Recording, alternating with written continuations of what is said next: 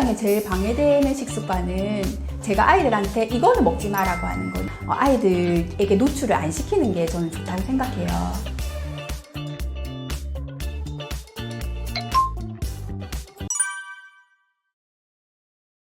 키 성장에 제일 방해되는 식습관은 제가 아이들한테 이거는 먹지 마라고 하는 건 1순위 탄산음료예요. 그리고 2순위 컵라면. 애들이 제일 좋아하거든요. 그래서 일단 탄산음료 같은 경우는 카페인도 소량이 들어있고, 그리고 그 안에 들어있는 이제 그 당류로 인해서 당류가 많으면 산성 음식이 되거든요. 그러면 몸에 들어가면 산도를 맞추기 위해서 알칼리성 미네랄이 빠져나오게 되어 있어요. 그래서 뼈가 약해지는, 그리고 탄산음료 속에는 기본적으로 정제당과 그리고 다른 기타 색소를 포함해서 카페인도 소량이 들어있거든요. 그래서 뼈에서 칼슘이나 각종 미네랄을 끌어내는 역할을 해서 성장기 때는 좋지가 않아요. 근데 아이들이 굉장히 좋아하거든요. 그리고 컵라면 같은 경우도 마찬가지로 컵라면 안에 코팅되어 있는 그 비스페놀 A 성분이라든지 이런 것들이 환경 호르몬의 역할도 하고, 그리고 대표적으로 이제 튀긴 면이기 때문에 거기서 그 산패한 기름이 나오거든요. 그래서 보통 제가 애들한테 컵라면 먹을 때 그러면 면을 먹고 국물을 최대한 적게 먹어, 이제 이런 식으로 좀 권하는 편이죠. 그래서 그리고 탄산음료 말고 다른 걸 좀 먹자. 그냥 제일 권하는 거는 생수지만 생수가 안 되면 그러면은 그 굉장히 저당 음료, 당분이 최대한 적은 음료를 먹는 걸 이제 권하는 편이에요. 보통 이제 탄산음료 제일 많이 먹을 때는 치킨, 햄버거 이런 거랑 같이 먹잖아요. 이제 그럴 경우는 보통 콜라 말고 우리가 왜 그 수제청들 있잖아요. 이제 그런 것들을 얼음하고 같이 타서 주게 되면 애들이 시원한 음료가 다른 것들이 있으면 굳이 콜라 사이다를 안 먹거든요. 저도 이제 해보는데 크게 이제 그 콜라 사이다에 좀 중독성이 강력하게 있는 친구가 아니면 넘어가지거든요. 그리고 음료에 카페인을 기본 식품회사에서 넣는 이유는 중독성을 일으키기 위해서 그런 거거든요. 그래서 콜라나 사이다는 굉장히 중독성이 강력해요. 그래서 가능하면 아이들에게 노출을 안 시키는 게 저는 좋다고 생각해요. 예전에 이제 우리가 그 경제적으로 힘들 때 못 먹고 살 때가 많았거든요. 특히 이제 고기를 못 먹고 살 때가 많고, 이래서 특히 조부모님들이 그렇게 많이 먹여요. 많이 먹어라, 많이 먹어라 이렇게 얘기를 하는데 키가 살로 가는 게 맞진 않아요. 그러니까 어느 정도는 제가 볼 때는 표준 체중의 한 10% 정도를 더 가지고 있다. 그러니까 40kg가 맞는데 한 45kg 정도 된다. 이 정도는 제가 볼 때 에너지원으로 작용을 하고요. 근데 그 이상은 기의 손실, 그러니까 마이너스 역할을 할 수가 있겠다라고 보시면 돼요. 체지방이 보통은 제가 어릴 때 저희 오빠가 굉장히 뚱뚱했어요. 원래는 안 뚱뚱했는데 굉장히 말랐었거든요. 그런데 저보다 굉장히 말랐었는데 5학년? 6학년 그 무렵부터 굉장히 뚱뚱해지더라고요. 한 70kg까지 간 것 같아요. 제가 그 키가 한 160인데. 그래서 제가 같이 다니기 좀 부끄럽더라고요. 그래서 친구들 만나면 모른 척도 하고 오빠 아닌 것처럼. 그리고 이제 명절에 이렇게 가족 모임을 가면 체격 좋다, 씨름시켜라. 뭐 그랬었던 기억이 나거든요. 그런데 그렇게 뚱뚱했던 오빠가 중학교를 딱 지나면서 키가 쑥 크면서 살이 쑥 빠져버렸어요. 그런 경우들이 굉장히 많을 거예요. 그래서 어른들이 볼 때는 저 살이 키가 다 됐구나, 이제 이렇게 되는 거죠. 그런데 실질적으로 외관상으로 볼 때는 그런 어떤 시각적인 오류가 분명히 나게 될 수밖에 없어요.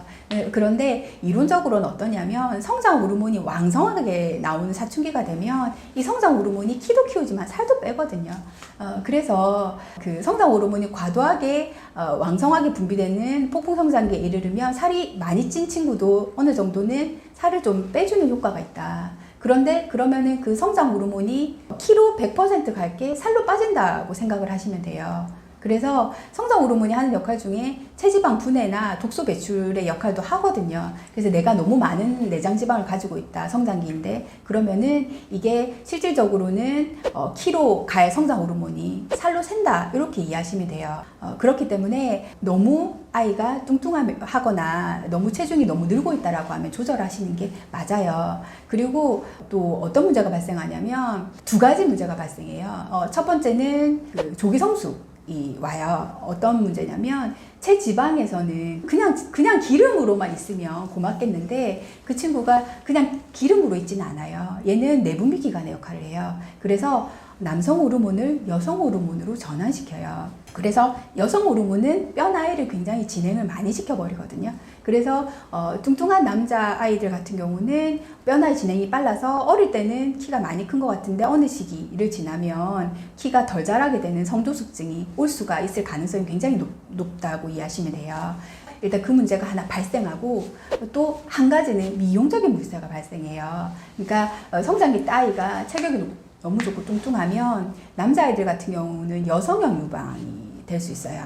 그러니까 보통은 이제 유두가 이제 그 바스트 포인트가 이제 커지죠. 이제 커지고 이거는 살이 빠져도 줄어들지 않아요. 요건 성형으로 가야 되거든요. 그래서 아이가 이제 상체 탈의를 하는 걸 부끄러워하게 된다거나 아니면 이제 가슴에 피부 처짐으로 인해서 어떤 외형적으로 바스트 포인트가 아래쪽으로 이제 처지는 문제도 발생을 하고 그리고 하방 압력이 체중으로 높아지면서 X자형 다리로 변할 수도 있어요. 그리고 또 좀 치명적인 부분은 사춘기에 이제 충분히 음경이 발달해야 되는데 여성 호르몬으로 인해서 음경이 충분히 발달하지 못해서 말 못하는 아이가 컴플렉스를 가지게 될 가능성이 굉장히 높다. 그래서 그런 부분이 있기 때문에 아이가 너무 체중이 늘고 있으면 사춘기 전에 어느 정도 관리를 좀 해주실 필요가 있다라고 생각하시면 됩니다. 그리고 여자아이들은 마찬가지로 이제 성조숙증의 문제, 그리고 미용적인 문제도 아까 마찬가지로 이제 하체가 다리의 모양이 변형이 된다거나, 그리고 2차적으로는 성인 비만으로 이어질 가능성, 이런 것들이 있기 때문에 무조건 살이 키로 간다라고 생각해서 너무 방치해 주시면 안 된다라는 것을 말씀을 드립니다. 어제도 저희 이제 클리닉에 통통한 아이들이 많이 왔었거든요. 그래서 이제 엄마들이 고민하는 거는 그냥 밥하고 김치만 줘도 너무 맛있게 먹는 애를 어떻게 조절을 하느냐 힘들어 하시거든요. 그러니까 본인이 다이어트 하는 건 할 수 있겠는데 아이를 다이어트 시키는 건 굉장히 힘들거든요. 그러면은 이제 우리가 어떻게 해서 지금 이미 뚱뚱해진 친구들을 조절할 것이냐. 그리고 그 뚱뚱한 아이를 둔 부모님들이 제일 많이 묻는 게 이거 살 뺀다고 먹는 거 조절해가지고 그래서 키 안 크면 어떡해요? 라는 거거든요. 그 고민을 제일 많이 하시고 조절하기가 너무 힘든 부분. 그래서 일단은 이제 첫 번째 부분, 다이어트 시키면 키가 안 자라면 어떡하나 이 부분인데 아이의 다이어트는 어른의 다이어트와 다르다. 이렇게 보시면 돼요. 아이들은 어른과 다르게 키가 자라고 있거든요. 그래서 체중을 급격하게 감량할 필요가 없어요. 체중을 유지만 시켜도 결과적으로는 살이 빠지는 결과가 오기 때문에 살을 빼겠다는 생각보다는 체중을 더 이상 늘리지 않겠다. 이렇게 생각을 하시면 마음 편하게 하실 수가 있어요. 그럼 어떻게 할 것이냐. 일단은 아이들 다이어트 시킬 때는 절대로 옆에서 계속 먹지마를 하시면 스트레스를 받거든요. 그러면 스트레스 호르몬이 2차적으로 식욕을 또 불러일으키고 당뇨를 불러일으켜요. 그래서 굉장히 조심스럽게 환경을 만들어주는 게 1순위라고 보시면 돼요. 그러니까 환경을 만들어준다는 게 뭐냐면 집에 간식이 없어야 돼요. 그러니까 우리가 보통 이제 애 키우는 집에서는 과자 서랍이 있거든요. 그게 없어야 되고 냉동실을 열면 아이스크림이 있어요. 우리가 보통 10개들이 5개들이 이렇게 팔잖아요. 그런 거 사오시면 안 돼요. 그리고 냉장실을 열었을 때 음료수가 있으면 안 돼요. 보통 뭐 우유라든지 간단한 찻즙 오렌지 주스 정도, 그리고 물 요런 정도만 있고 집안에 있는 간식에 씨를 말려야 돼요. 그래서 그게 일단은 중요하고, 근데 애 키우는 집에서 어떻게 안 먹일 수 있어요? 그러면 한 번씩 나가잖아요. 그러면 지나가다가 그냥 재미로 하나씩. 그런데 사서 모으는 건 안 된다. 그리고 비축해 두는 건 안 된다. 요것만 해도 일단 그런 당류만 좀 빠져도 아이 체중 조절이 조금 더 쉬워요. 그리고 두 번째는 부모님이 먹으면 안 된다. 그래 보통 이제 우리가 상담할 때 아빠가 더 먹어요. 이렇게 이야기하거든요. 그리고 이제 싸우시거든요. 당신이 사오잖아. 당신이 어제도 애 사이다 먹으라고 줬잖아. 이제 이렇게 이야기하거든요. 그래서 그 부모님이 야식을 먹거나 아이가 보는 데서 과자를 먹거나 하시는 거를 조금 조심하셔야 돼요. 보통 그러면 웃으면서 난 다 컸으니까 괜찮아 이렇게 들어가시거든요. 그런데 그렇게 하는 거는 우리가 예전에 맹모 삼천 지교도 있었잖아요. 아이 교육시킨다고 이사를 그렇게 다니고 하는 정성이 있었잖아요.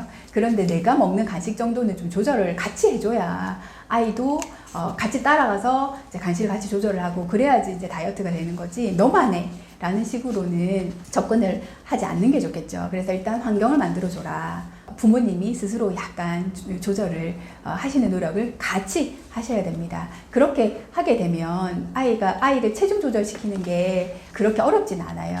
그리고 이제 거기다가 보통은 이제 그 살이 잘 찌는 아이들의 특징이 굉장히 빨리 먹어요. 그래서 우리가 많이 알고 있는 것처럼 빨리 먹으면 보통은 위에 3분의 2 정도 차면 포만 중추에서 그 배부르다는 신호를 느끼는데 보통 20분 정도 걸린다라고 알려져 있어요. 그런데 아이들이 많이 먹을 때 빨리 먹는 친구들은 거의 15분, 뭐 10분 안에 다 먹으니까요. 그래서 이제 그런 경우는 중간에 뭐 말을 시킨다든지 아니면 그릇을 좀 작은 걸 준다든지 뭐 숟가락을 좀 작은 걸 준다든지 아주 미세한 그런 변화들이지만 그리고 밥 먹다가 좀 중간에 한번 끊게 한다든지 그리고 또 식전에 채소를 좀 더 먹인다든지 에피타이저로 이제 샐러드를 좀 먹인다든지 먹는다면 그래서 이제 그런 것들로 여러 가지들의 방법들을 동원해서 속도를 줄이고 미리 배를 채소를 좀 불려놓고 이런 이제 방법들을 조금 쓰는 거죠. 그렇게 해서 신경을 쓰면 아무래도 체중 늘어나는 속도는 무조건 줄게 돼 있어요.